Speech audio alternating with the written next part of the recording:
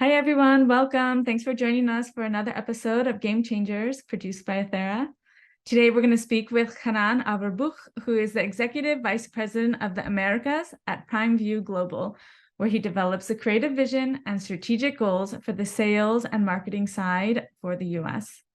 Chanan is also a board member of the VR/AR Association and is a mentor with multiple organizations. Welcome, Chanan. Thank you for being here. Thank you so much for having me, Penny. It's exciting. You have so much going on. I've learned a very long time ago, the more that you fill your time with worthy matters and worldly matters, the more time you magically find to do more. So I definitely make it my life mission to focus on those things. And every once in a while, I get a reminder from my wife as well at home to also focus on them, give them a little love too. So I try to do the best I can. Well, it sounds like I need to start taking some cues from you to open up that time. Because that's definitely a challenge, and you look like you got it nailed. Just trying. All right, so let's get started with our questions today. So Primeview creates really beautiful screens. What is the biggest advantage of using them, and how are they capitalizing on trends and projected trends for lifestyle, entertainment, and the workplace? So I think, we've always sort of had the mindset, even though when the company started 30 years ago, we were born out of the military, and from the military, we got involved in broadcast and media. And then over the last 10 years or so, broke into large venue as well as enterprise. And I would say the vast majority of the applications that we've been getting into has primarily been client driven, right? So we don't really sit there and look at a crystal ball and say, where do we want to be in 5 years from now? I think that methodology doesn't necessarily lend itself to success today. It's more about looking about what your client's true needs are and trying to solve those problems in real time. So that's truly where we've always been, and doing the little things really well that most people just don't think about. Like, I was actually on a call today with a prospective client on the West Coast, and he was asking me, like, obviously there's this company and that company in the display business. What do you guys really do differently? And I'm like, listen, I don't really do the elevator pitch thing, but I will tell you is that we've done a really good job listening to our clients and filling that gap where others aren't. So yes, are there other display companies? 100%. Are there other display companies that are testing all the different technologies that make an ecosystem work for Microsoft Teams? No. Are other companies thinking about the need for content and how that plays into the specs of the hardware? No. So we sort of are looking at this, what can we do, not just better than the next guy, or what are other people not doing that we can be that easy, not Band-Aid, but we can be that easy partner that solves that problem. So if it's the mounting, where can we make it things easier? If it's the content, how can we make it better? And that's how we look at every project. So from some of the largest casino projects we're doing today to hospitality projects we're doing today, we've got so many questions over the years saying, who do you recommend for this? How would you do this? To the extent now that we're like, we do. So that's always been sort of, my personal methodology, and a lot of my team and a lot of the C-suite has sort of adopted the same, because we realize that gives us not just a competitive advantage, but that's what solves real world problems in the world of AV. So when people are coming to you, are they saying like, we need help storytelling, we're trying to create an immersive experience? Are you jumping in and saying like, hey, this is big right now, and like, let's talk about it in terms of this stuff? So definitely a little bit of both. I mean, I think every client or let's call it an AV reseller, for example, right? Most AV resellers are hesitant to say, here's the keys to my castle. Let me introduce you to my whale, my biggest client, right? However, those who do are usually handsomely rewarded with like not a $500,000 scope, but $750,000 scope. But a lot of that has to do is that we know how to effectively do the storytelling because we've been there before. Versus, let's say, some of our competitors that are just so busy moving boxes, they forget about the whole needs of the project itself. So part of that definitely has to do with reading in between the lines, seeing where the pain is, and trying to solve it in a economical and a productive and efficient way. But a large part of that too is the repeat business stuff that we're getting today is, listen, this is my guy. This is who we work with. These are our partners at Primeview. They will help you. So go to their office. You don't even need me. I'll be there virtually. I can't make it. I'm in Montana. I'm in LA. But go to Florida. Go to the New York office. Go to the Texas. Go see them. They'll take care of you. I'll be in there remotely. I trust these guys because we've done it before, right? Mm-hmm. So, that also lends itself to, unfortunately, the way most manufacturers in the AV world look at it. They're like, I got to do whatever it takes to close the business, versus actually looking at the partner relationship and saying, this is your partner's relationship. You're here to support him, not you. I mean, it's a different way of looking at these things. I love that you brought up this partnership stuff. And I'm sure that's come in handy over the last couple of years with COVID. I wanted to ask you about how your screens have brought people together in hybrid environments. Can you tell me or talk a little bit more about how they solve the remote workplace challenges in terms of collaboration, teamwork, flexible workspaces, or Yeah, even sure. how you think about that stuff? Ultimately, it comes down to creating connections, creating emotional experiences, creating a reason to return to the office. I was on a session last week, a LinkedIn Live session with, Sharath from Accenture and Alicia Sennheiser, and we did something for Infocom with Vixa, and we went through, a similar, going down that rabbit hole and trying to like pinpoint exactly what it is. And I think from my perspective, it's like, if you look at the environment, right?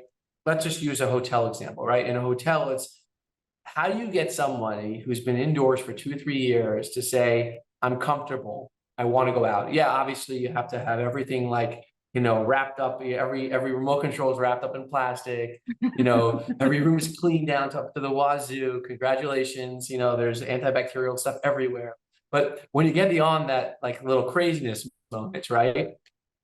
The reality is people are wanting to get involved in their leisure and their experiences in hospitality to have an experience. And no better way to do that with like this digital waterfall or experiential thing that says, oh my gosh, this was the coolest hotel. So from a hospitality perspective, you have that. On the enterprise side, on the completely different paradigm, I think it's a matter of making people feel comfortable, but also, I hate to use this word, but inclusive. So it's overused these days in a negative tone. It doesn't matter if you're a Democrat or a Republican. People like spit it off the edge of their tongue like it's water these days. But the way I look at AV and enterprise from an inclusivity standpoint, it's really a matter of taking the remote participant and the physical participant that's in that same room and saying, how do we connect those two?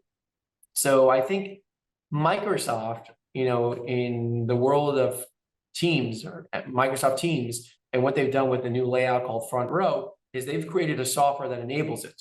And what we've done on our end is say, great, we're going to give you this really ultra wide form factor. That's what I'm using myself right now, actually. I really dislike the 2 display setup. I'm not a big fan of 2 displays. I have 1 ultra wide.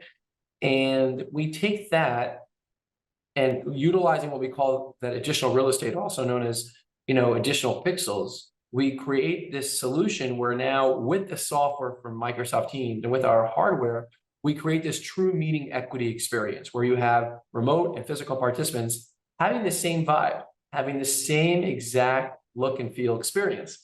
So what that equates to is we nailed down the display furniture. We nailed down the software because now Teams has solutions like that. Several camera manufacturers from HP Poly to Jabra to Logi to now even Huddly that just announced an enterprise connected new solution to bring everyone together.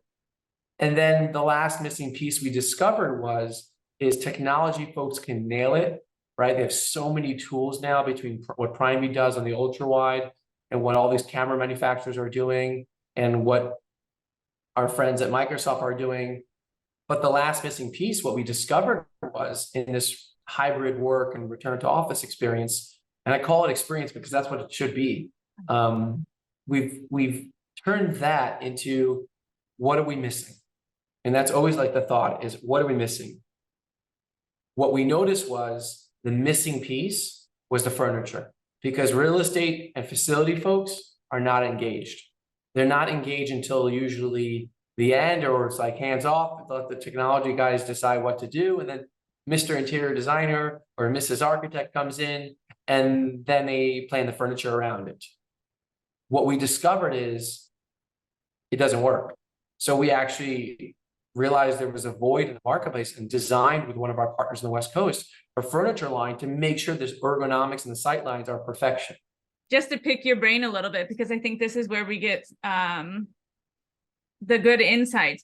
So you brought in, while you were creating everything, you had everybody in the room together, the interior designers, the furniture manufacturers, the technology creators, the camera creators, the software, and everyone's in the room saying, how are we going to make this the best product?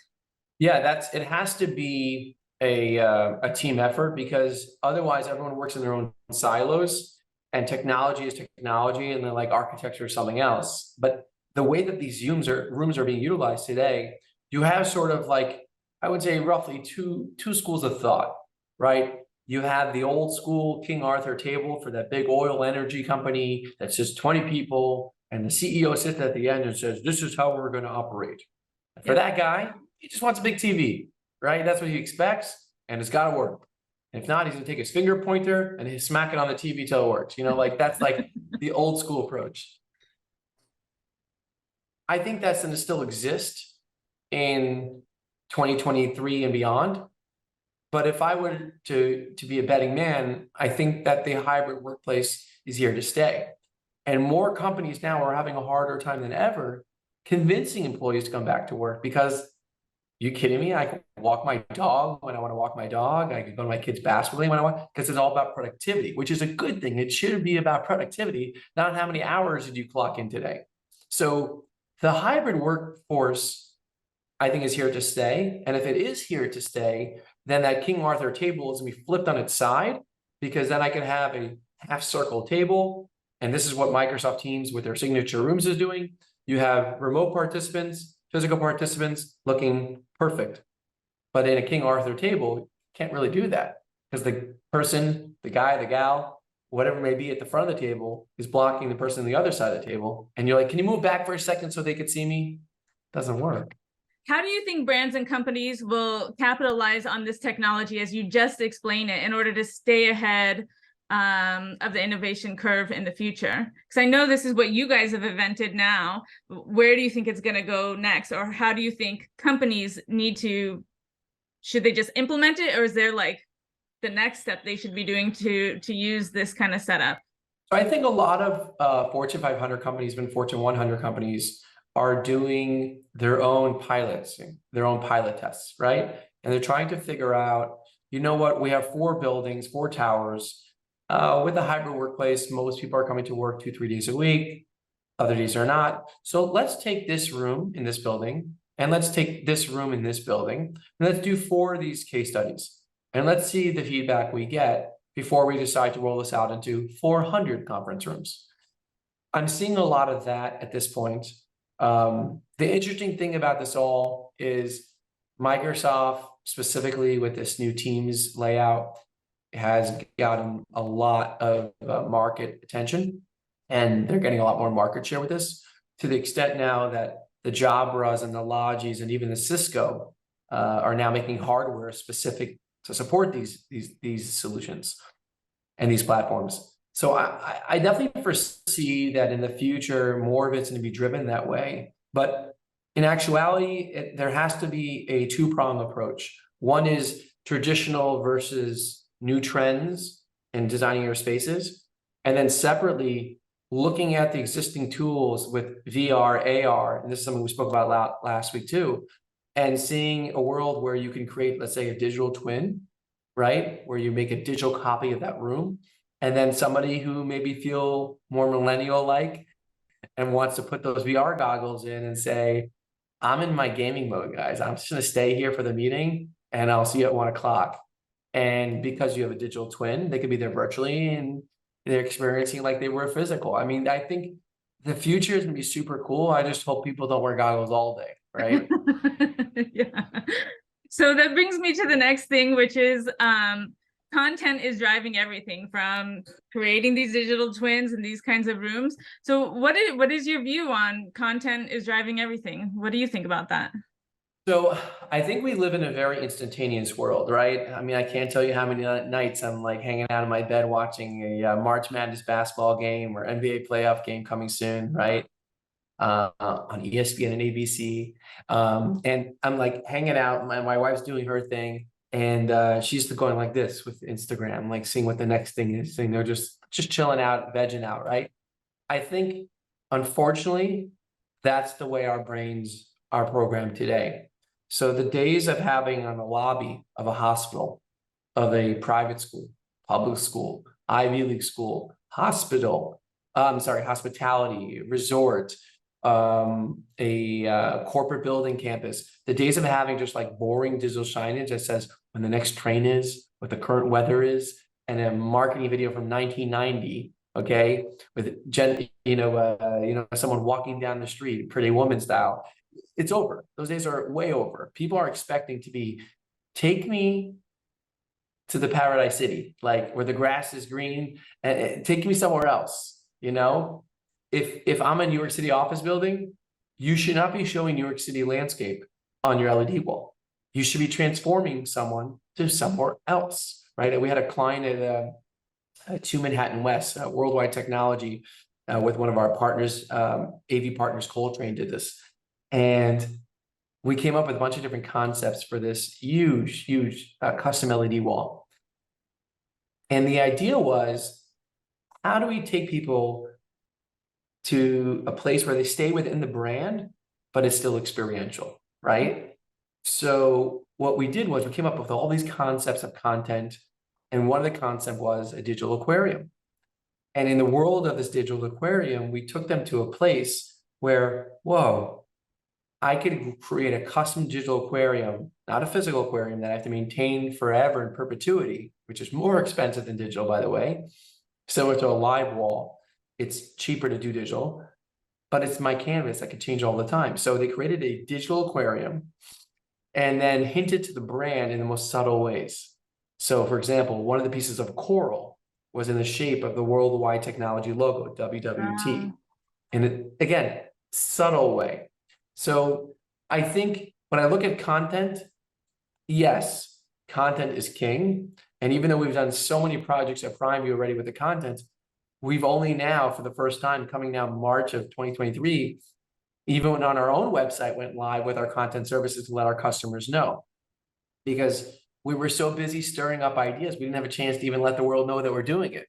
So we have stuff obviously on social, sharing these things, but now we finally had the time in 2 years to put it up on our own website. I know how that is. It's always you're so busy doing stuff you don't get it up on your own. That's how our company is as well.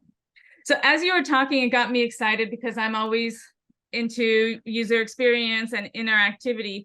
So what do you think is the potential for those screens, how you were saying, like even the digital aquarium, to make them interactive so that the users who are passing by can actually interact and contribute to the art? Because you're saying we're always on their screens, flipping right and left, or, you know, producing our own little tiny videos. Do you think there's potential with the kind of technology that's out there or that could be coming where these screens will one day become interactive, where people can put their own stuff? I know there is a little bit, we see a little bit now, but I'm turns on like wide scale.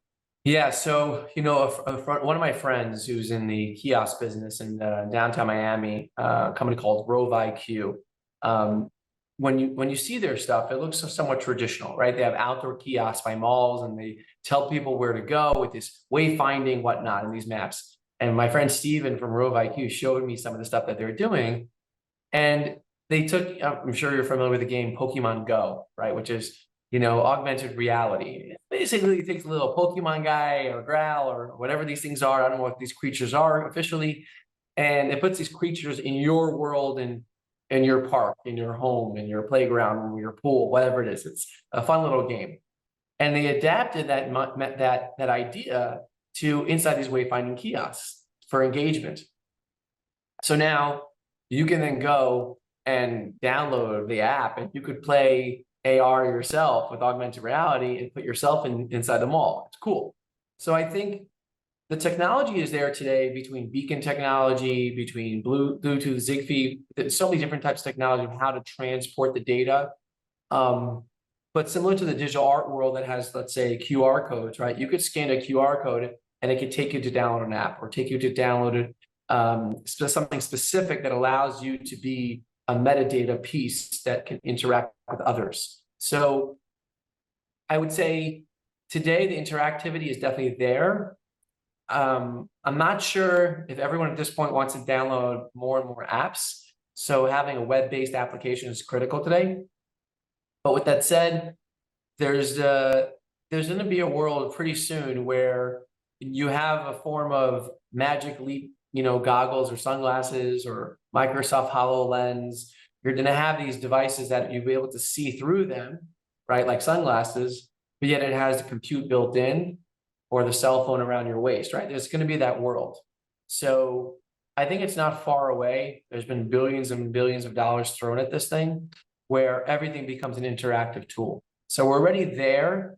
And it's just a matter of, I guess you could say measuring those senses. So today, sensor technology exists where you can have a massive lobby experience. And as you walk by, the sensor trips and notices you're there. And all of a sudden something expresses itself, like a new butterfly in the hotel lobby, a butterfly in the hospital, the children's hospital. There's triggers there. That'd be awesome. I like that kind of stuff. So I know we're talking huge screens, so I just wanted to touch real quick on what challenges do you face with getting the compelling and unique content for these larger screens? The smaller screens, everybody's creating stuff, but the larger screens, it takes different technology and a professional creative. So do you run into that? Yeah, definitely. So, the traditional AV model, for example, was I'm going to go and sell an LED wall with a video wall processor and, the integrator A or integrator B will install it and resell it and be responsible for maintaining it. That narrative has changed with the importance of content and how relevant content is becoming to every conversation. So now what's occurring is the why is coming there at day one. So why are we doing this? What is the purpose of this? Because the why is there at day one now, the technology to a large extent, which is a good thing, is becoming secondary. So the technology is just a catalyst to get the why out. So now that the content is the relevant conversation and the technology is the catalyst, now it's about the medium of how do we go and get this done, right? So I'm definitely, seeing a lot more traction when we start off with the why, because historically, I love to use this quote, price is only an issue in absence of value. And the reason why I love that is because normally in the world of AV, it's like, I'm going to sell you 200 boxes that solve problem A, but the other 10 things that are on that list, there's a marketing problem. That's communications problem. That's brand, consideration. That's someone else's problem. That doesn't work anymore because now there are tools for AV integrators to sell subscription art. There are tools for AV integrators to sell the custom content to actually solve a problem, to be a one-stop shop. Everyone says they're one-stop shop, but they're not. Yeah. Okay, so I have so many questions, so I'm gonna from that one answer. So we're gonna have to go step by step. Okay, so we were talking a little bit about back to you're saying that we're gonna have glasses that have like the AR built into it that we could see through it. So that's kind of where I'm guessing you see where the industry is going, in terms of incorporating technology into these large screens. Who are the benchmark brands who are already kind of doing the AR, VR, mixed reality, experiential designs? Who are the benchmark brands who are doing this right?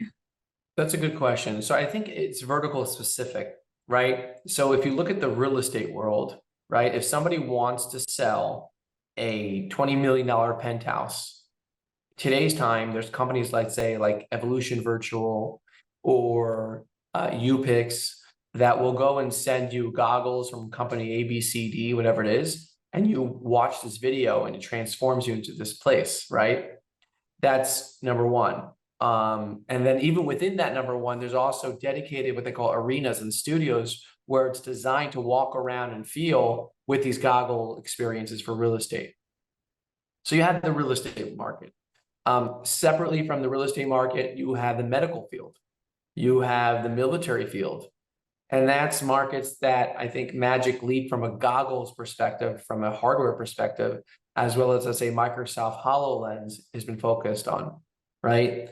Versus, let's say, the consumer world for the fun and the giggles, that's where I think Facebook Quest and some of these like consumer friendly versions are really hanging out in.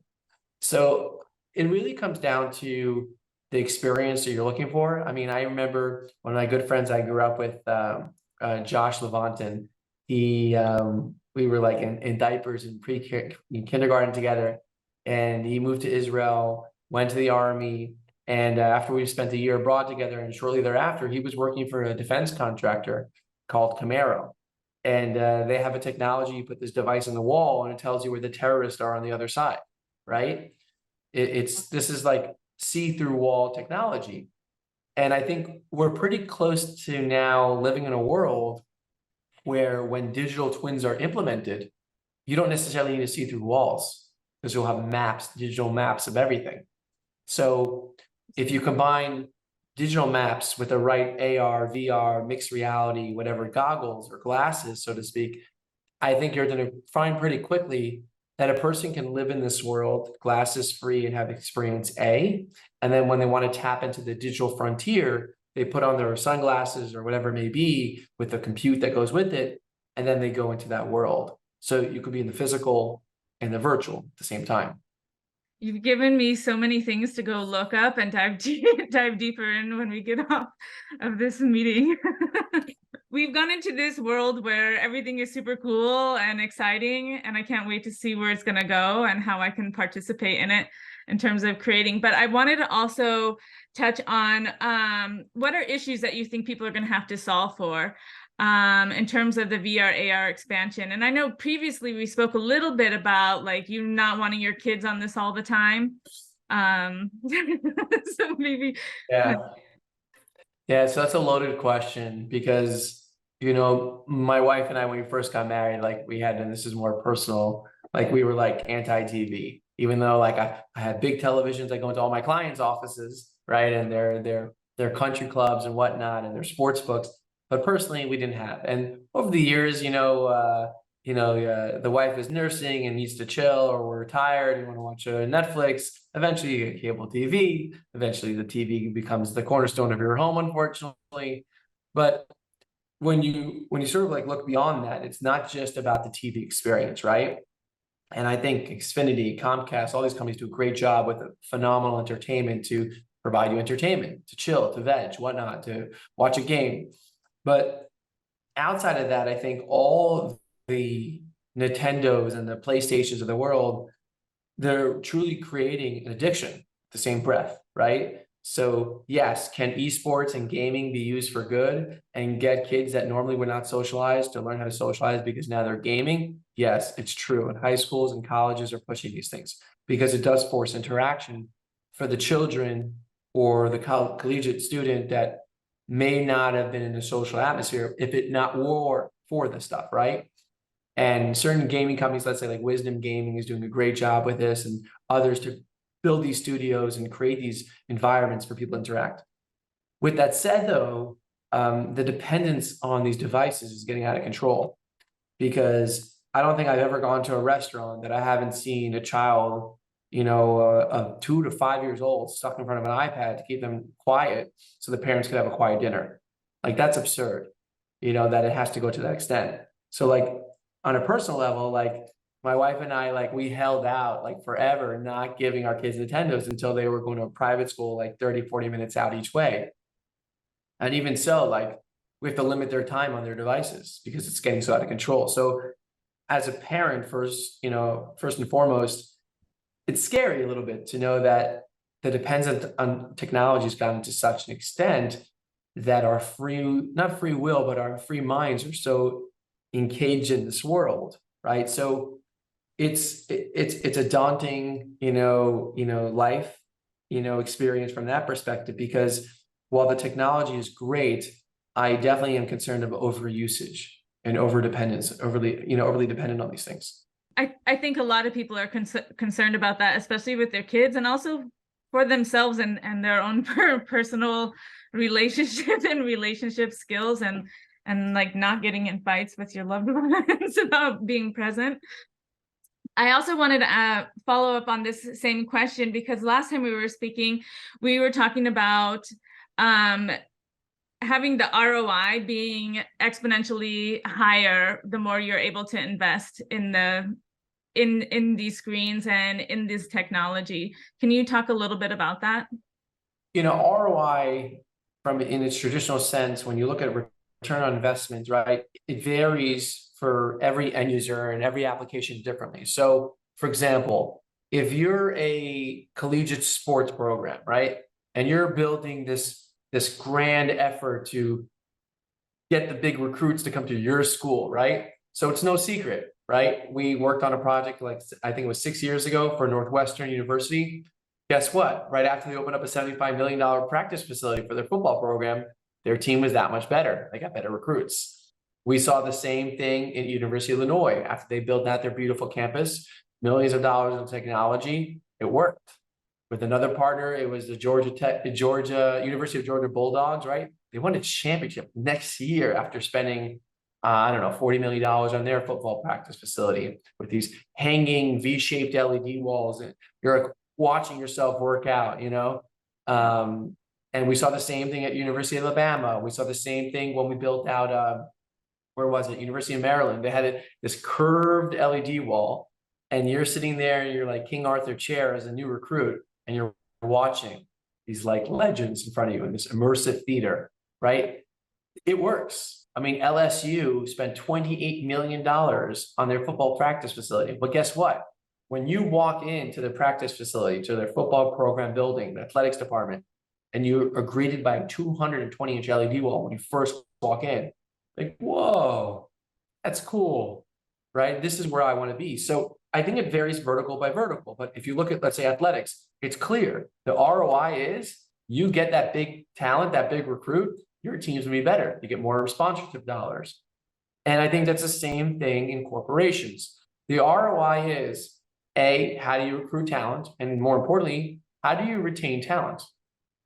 And part of that is not just relevancy, being cutting edge, but it's a matter of being technology, looking at technology, saying, are we future driven or not, right? I remember we did a project for Ernst & Young in their innovation space in New York, and also one in New Jersey. And I was actually just talking about the AV with one of their AV guys, AVIT, directors last week, Thursday. I met him at a show in Tampa, and they have this LED wall where each tile rotates 360 degrees. Each individual tile. Why? Why not? That's the answer. Why not? Right? To show people, like, we are innovation. We embrace challenge, and that's who we are. That's our identity. So if you're EY, and this, I actually just learned about this last week, EY is separating their consulting practice from their accounting practice, right?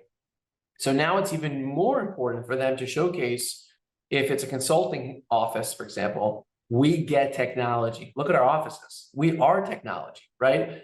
You look at the investment that Accenture, one of the largest consulting companies in the world, did in technology in their space. Because when they bring clients, their clients have to say like, wow, you guys get it. You guys get it. Yeah. That's the vibe you want. I think you definitely see this, and this might be a little going off tangent, but like when Congress interviews some of these big tech companies and you wonder like, what kind of questions are they asking? Like they don't get it. Not that they shouldn't be interviewing them, but you just kind of like classic, like, why would you, like, there's so many other questions you can be asking, like. Oh, you're spot on. I think like, look, there's certain places like that technology has to be front and forward. Like, it has to be visible. Like, example, we worked, was it about 3 years ago? We worked on a project for United Nations, and they have like this, they have two massive 3-story high LED walls on a 45-degree tilt. So when they do their voting systems, everyone can see, right? So that's not just like, okay, we're cool, we have a big display, we're the UN, we're awesome. No, it's, we have a practical application that needs a massive display that can be seen not just by the people in the room, but the people on television can see it too. So it has two important practical applications. So it's not like oh, this is over the top. They're like showing that they have so much money. No, they're showing a practical application of why the technology is so important. Right, and being inclusive for there's that word again, but for the viewers at home. Drop the mic. Okay, so I'm going to switch over to brand recognition. You have experience with getting brand recognition for behind the scenes companies when Primeview focused on military contracts. How did you do this? How did you get the brand recognition when you couldn't show what you did? Wow. It was a grind. I'm gonna be honest with you, it was a struggle. I mean, I used to show like a glimpse of a picture without really showing it always. It's like I couldn't really show it. You'd have to have like a picture of someone from their back in front of a drone program with missiles, but like you couldn't really see all the details. But we had always good references, right?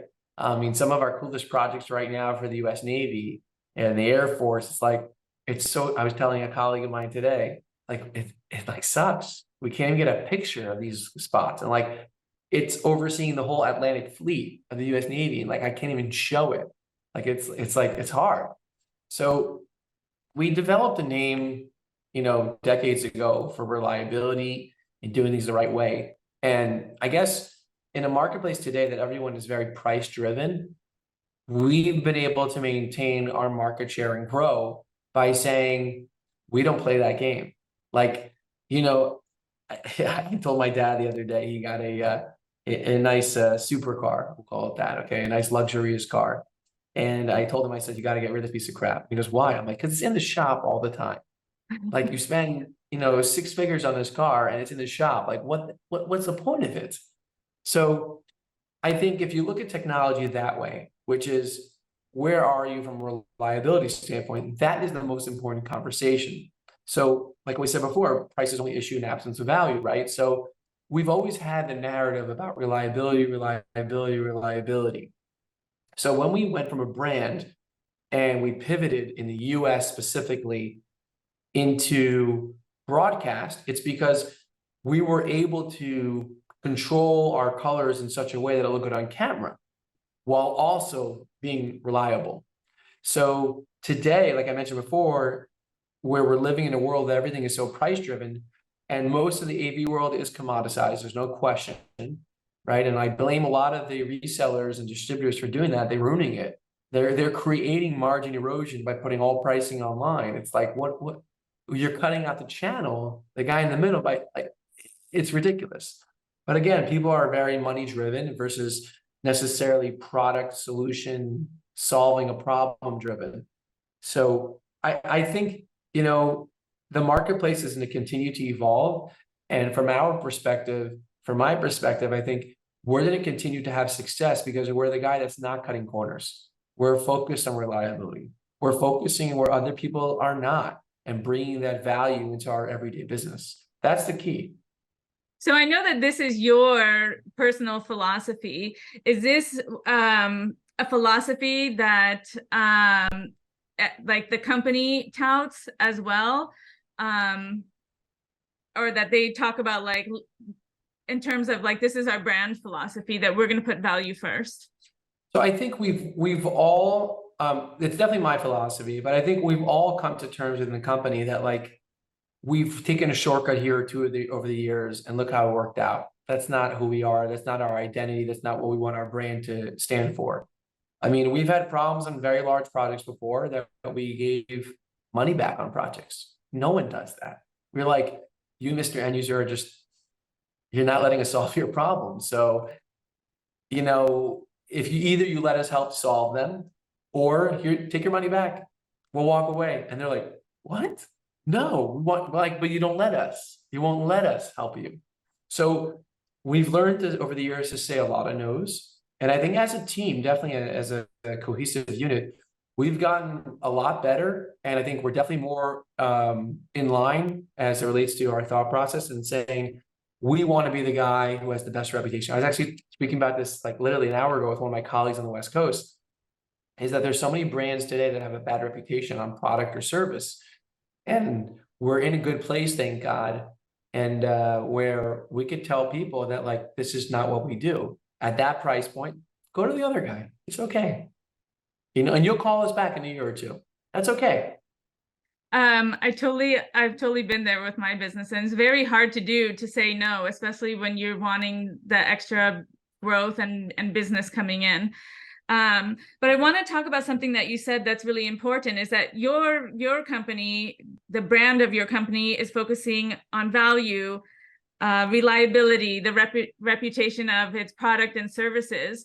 So it's basically using the power of your brand to help drive its business. Where do you think other companies fall short on letting their brand work for them?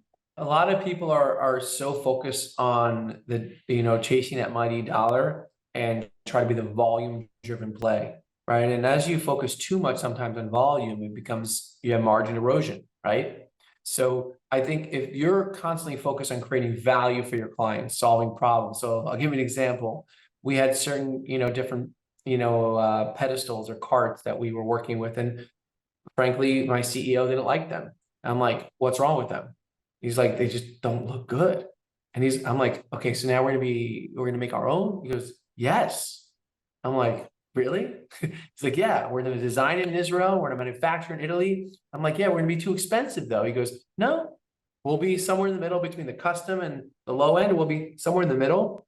And he was right, because there's a big appetite for the solution that's looks aesthetically pleasing, that solves a problem. So we've really started looking at everything we do that way, not just like, let's bundle 400 things into one so we get top line revenue growth. It's being strategic, saying, does this add value? Does this solve a problem?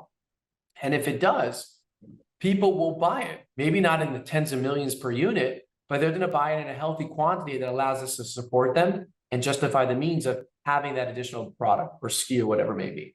Yeah, I like that. Okay, so I want to move over to strategic partnerships and brand, because I know that this is one of your specialties.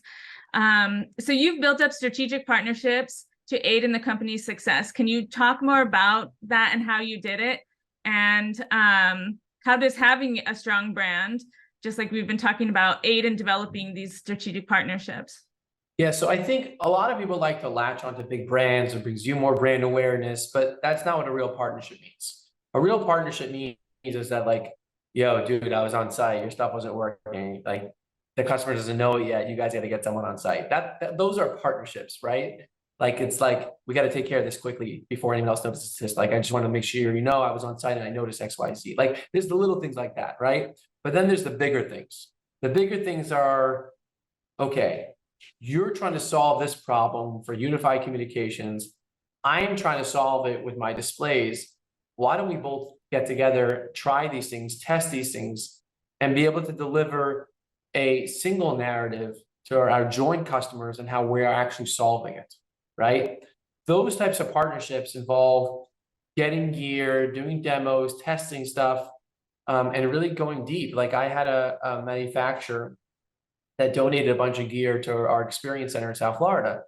And about a year later, he called, you know, I got a phone call, an email, whatnot from the manufacturer saying, we want to take our demo gear back. I'm like, why? He goes, I'm not getting an ROI. I'm not getting a return of having gear by you. I said, well, have you ever been to our experience center? No.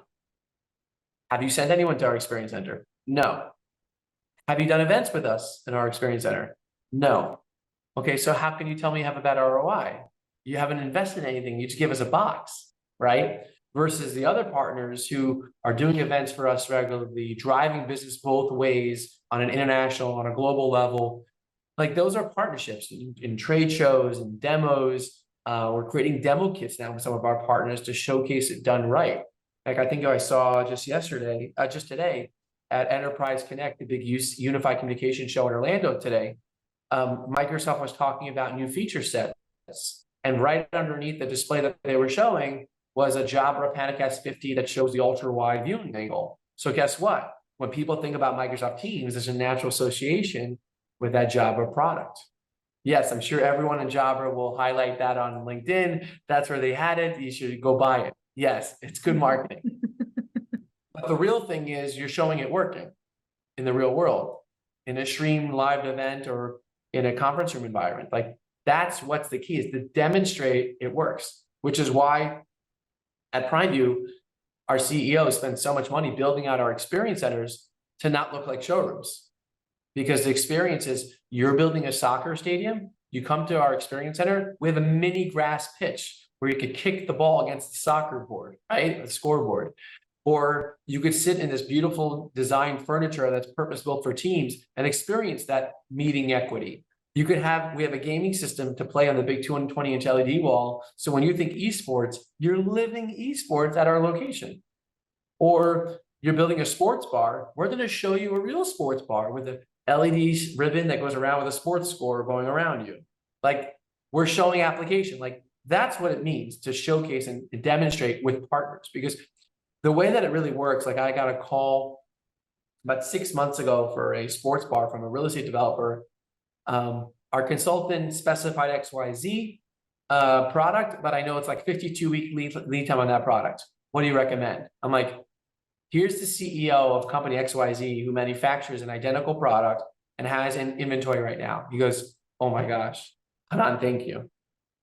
Like, and the reason why I knew about that guy is that he invested about $100,000 in gear in our location and his stuff's working. That's awesome. I wish I could see your showrooms. They sound really cool. That's the next episode, And part 2. Okay, so I'm gonna do the last quick questions because I think it's important to me, and I think it hits close to home. And it's on the mentoring and volunteering. So both Primeview and yourself as an individual are involved with mentoring. Can you tell us what you do and how this benefits you as an individual, Primeview as a company, and the young professionals and kids that you guide? I got started, there was someone in my industry in the AV world that was working at the time for an AV consulting firm. And I saw he was posting about some of the work that he was doing in New York City. It was called the New York Exploring Program. And he got me involved where I would host these kids and try to mentor these kids that are coming from harder homes, we'll call it, where some people didn't have fathers or mothers, just a little bit more rough environment. And, they would ask questions about industry, ask questions about how you get to certain places. And, it's interesting. You have to find a way to take it down a notch, right? Explain things in a granular level where that child that's in 4th, 5th, 6th grade or 7th grade gets it. So I started doing those things, about 6, 7 years ago. And I probably got more out of it than they did, because that's what mentoring really is. You're giving so much back that you feel so good in return, right? And that doesn't mean you should do mentoring because you want to feel good and fill a void, so to speak. But there's such a need for this stuff. And, I know a lot of organizations in the AV community between Infocom and Avixa are doing some of these things, and they're partnering with other publications to do these things. But I've personally found that it's addictive because once you start helping people and like mentoring people, it doesn't just feel good. It's like, it's more than just a purpose. It's like you're genuinely helping guide this person who needs it. So I had a good friend of mine from New York who was dating a girl, and he came to my experience center, I would say about 4 or 5 months ago.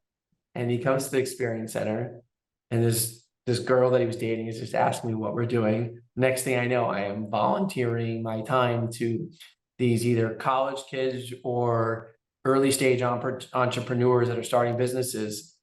And it's a lot of fun. I mean, I'm dedicating 30 minutes. I'm, sharpening my own tools and my own tool set of how to deliver things at a granular level and help motivate and keep people focused and focus on the big vision, not just the small thing in front of them. And next thing I know, this week now, I'm like the matchmaker, getting more of these mentors set up with other people. Like I don't even know how that happened. But I think mentoring is key, not just for what people want to get out of it as it makes it a feel good moment. Because if you don't do mentoring, right, here it is, the next generation is going to suck. That's the reality, right? So if you want to have a better chance of the future looking brighter, do something about it. I love how you just say that plain and simple. Like if you want things better, you better pitch in. Absolutely. Like I tell my kids, like, you want dinner? No problem. What are you doing to help with dinner? Awesome. I'm gonna take that one with me too. With me too. Okay, to wrap up, let's do the crystal ball questions. Where do you see the industry going next? Ooh, that's a hard one. I definitely foresee more execution as relates to building out spaces that are forced to be used for hybrid environments. That's going to be the continued trend. The boring King Arthur tables, I think, would disappear because you can do that at home over a call. You don't have to come into a King Arthur setup for that. The global economy will force global return to work, but also a hybrid version of it. So I think that's going to continue 2-3 days a week is here to stay. So the idea of saying I need 100,000 square feet of real estate is probably going to get down to 40 or 50,000 square feet per major city, right? I think from hospitality perspective, it's going to be cheaper and more cost effective long term to manage inside the residential real estate world as well as the hospitality world to create these digital experiences. I think that's going to only continue. The only scary thing, like I mentioned before, is that how do you live and coexist in this digital twin world of VR, AR, mixed reality, and also a physical world of technology. That's going to be a tough one, and I urge people to be cautious and ask the individual end users, would they use it before you buy it? Okay, that's a good question to ask. Okay, our second kind of wrap-up question are, what are 3 takeaways that can improve your business right now? 3 takeaways. Well, that our users could say, okay, Chanan has offered us these 3 takeaways and we can use it right now to improve our business. So the first one, I would say, I got this advice from my father-in-law, who came from the women's fashion company and later sold to private equity, which was, you focus on what you're doing and do it really well, right? Become an expert at what you're doing. And that applies if you're a brand, a company, or if you're an individual producer. Become the expert in your field, right? That's number one. The other thing is, I think if you look at the marketplace, there'll always be, people who are seemingly doing the same thing, right? Try to seek to do it a little bit better by reading in between the lines, listening to your clients, and trying to find out where their pains are. I've personally made a career out of that by trying to figure out what are other people not doing. So my background's in finance, so I'm a little bit jaded in that regard. That's always how my brain works, is how to look at a 10K analysis and find out where's the money going? Like, what are they spending this on, right? But also learning to look at it from the other side and saying, what is the client missing, right? How can I bridge the gap? And lastly, I would say is that, you want to be in a position to trust other partners. And the way to trust other partners is to become that trusty advisor yourself. Right. I always tell clients, I said, like, don't wait till the 25th hour to call me. Like, get me engaged now so I can help you. Like, let me help you get there. Right. So don't be afraid to engage other partners to help you be successful. Right. We're only as powerful as we are a team. So if you look at it that way, it's like engage other people, like help, like build the team and help build your partnership so you can be successful. Because there's always going to be times where like you're not available and other people are not available, but that other partner will be. That's what you need to be successful, is have good partners and good talent around you, good colleagues to be successful. I love how it always comes back to relationships and interpersonal skills. I think it's a must. I mean, our success is only as good as the people around us. If somebody wants to reach you, what is the best way for them to reach out to you? So I would definitely tell you I'm pretty active on LinkedIn. So if you want to message me there, that's pretty easy. I haven't looked at Facebook in about 8-9 years, for better or worse. So if you've tried to friend me there, or try to send me congratulations or invited me to your wedding, I'm sorry I didn't see it. I'm not in Instagram. I try to stay away from Instacart as well. But definitely LinkedIn is the best way to reach me. Awesome. Thank you so much for your time. I really, really appreciate hearing everything you have to say and all of your nuggets of wisdom. Thank you so much. Awesome. God bless. Thank you. You too. Bye. Thanks to everyone for watching today. We will be featuring a new speaker each month, so be sure to subscribe to catch the latest episodes produced by Ethera. Ethera is a creative studio that specializes in branding and UX/UI design. You can check out our work at etheracreative.com. Please consider us for your next design project. Thank you.